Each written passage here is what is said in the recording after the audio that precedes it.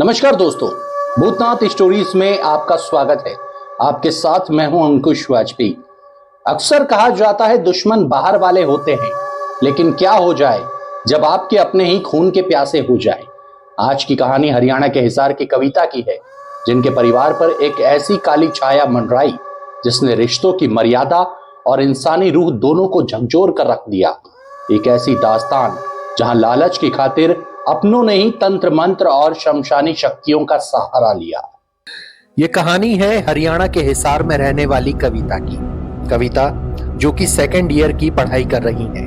उनके परिवार के साथ साल 2024 में ऐसी घटना हुई जिसने पूरे परिवार को परेशान कर दिया। कविता के परिवार में उनके मम्मी पापा, उनकी एक छोटी बहन थी जो कि स्कूल में पढ़ती थी। कविता की मम्मी काफी पूजा पाठ वाली थी। बात है नवंबर 2024 की, जब एक दिन घर में रात के वक्त कविता अपनी मम्मी के साथ बैठी थी।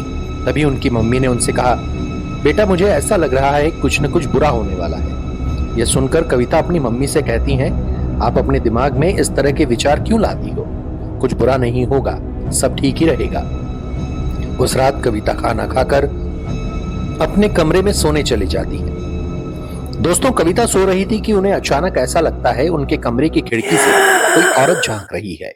कविता डरकर बिस्तर पर बैठ जाती है और अचानक वहां से भागकर मम्मी के कमरे में चली जाती है।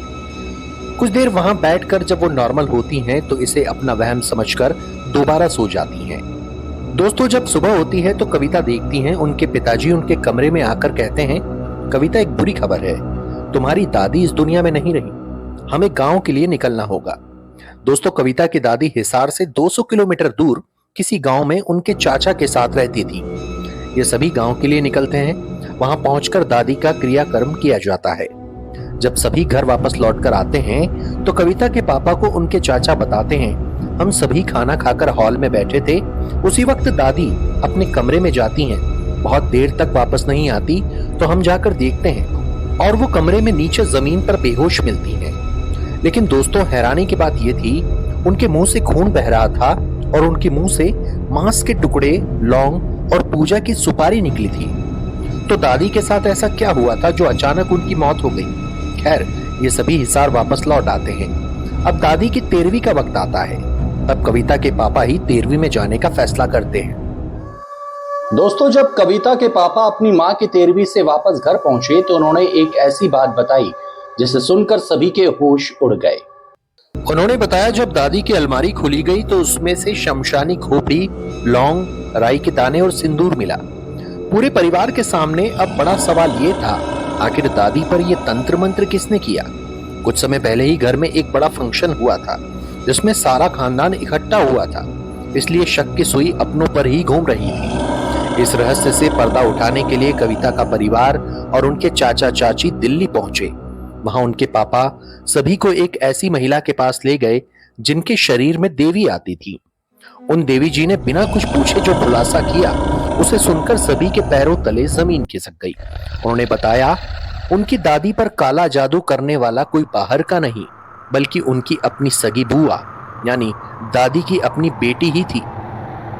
देवी जी ने आगे बताया, बुआ की नजर सिर्फ दादी पर ही नहीं थी, उन्होंने कविता की मम्मी पर भी वार करने की कोशिश की थी। लेकिन इनकी मम्मी पूजा पाठ बहुत करती थी, इसलिए उनका दांव खाली गया।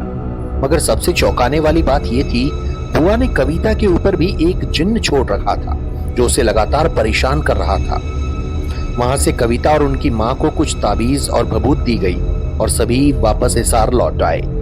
कुछ दिनों बाद कविता एक मंदिर गई जहां उन्हें एक सिद्ध पुरुष मिले। उन्होंने बिना बताए कविता की सारी परेशानियां ज्यों की त्यों बोल दी। ये सुनकर कविता थोड़ी सी हैरान हुई। लेकिन उन सिद्ध पुरुष ने उस दिन कोई उपाय नहीं बताया। उन्होंने बस इतना कहा, अगर मुक्ति चाहती हो तो अगले मंगलवार की शाम को मंदिर आओ। तय समय पर मंगलवार को कविता मंदिर पहुंची, लेकिन वो सिद्ध पुरुष वहां नहीं मिले। उसके बाद वे कभी दिखाई ही नहीं दिए। तो क्या दोस्तों, वो जिन्न नहीं चाहता था कि कविता पूरी तरह से ठीक हो पाए? क्योंकि उन्होंने बताया, उनके कई काम बनते बनते बिगड़ जाते हैं और ये सिलसिला आज तक चलता आ रहा है। दोस्तों, अभी कुछ ही दिन बीते थे कि एक दिन कविता घर में बिल्कुल अकेली थी। मम्मी पापा और उनकी छोटी बहन एक शादी में गए हुए थे। रात के 10 बज रहे थे। अचानक उनको अपने रूम में ऐसा लगा जैसे उनके पास कोई आकर बैठ गया हो और कविता को दबाने की कोशिश कर रहा हो। ये होता देख कविता बुरी तरह से डर गई। वो भागकर हॉल में जाती हैं और मोबाइल उठाकर अपने मामा मामी को कॉल कर देती हैं। दोस्तों, कविता के मामा उनके घर से 15 मिनट की दूरी पर रहते थे। कॉल के बाद मामा मामी उनके पास अभी कविता उन्हें अपने साथ हुई कहानी ही बता रही थी कि उनकी मामी अचानक बेहोश होकर नीचे गिर जाती हैं। कविता घबराकर किचन में पानी लेने के लिए जाती हैं और जैसे ही वो बाहर आती हैं तो वहां का नजारा देखकर उसके होश उड़ जाते हैं। कविता और उनके मामा देख रहे थे। मामी अचानक उठती हैं और सीधा छत पर जाती हैं। वहां रेलिंग के ऊपर खड़े होकर वो जोर जोर से चिल्लाने लगती हैं। दोस्तों, उनकी मामी बार बार नीचे कूदने की धमकी देने लगती हैं। जैसे तैसे उनके मामा उन्हें काबू में करते हैं और नीचे लेकर आते हैं। उन्हें भगवान जी वाले कमरे में ले जाया जाता है। फिर हनुमान चालीसा चलाई जाती है।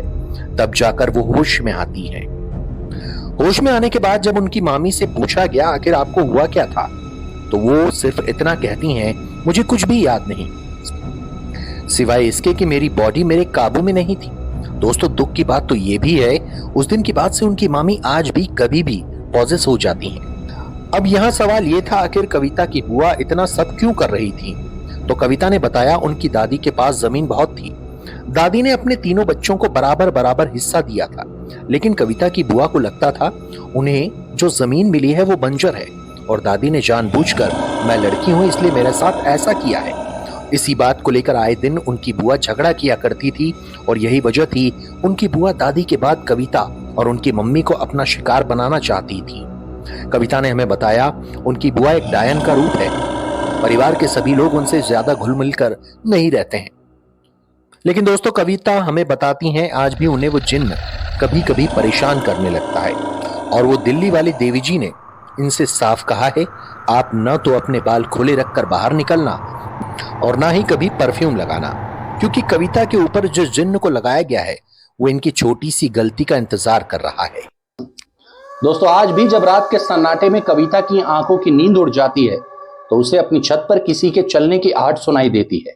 उसे महसूस होता है कोई साया अंधेरे कोने में खड़ा उसकी एक छोटी सी गलती का इंतजार कर रहा है। तो ये थी आज की कहानी।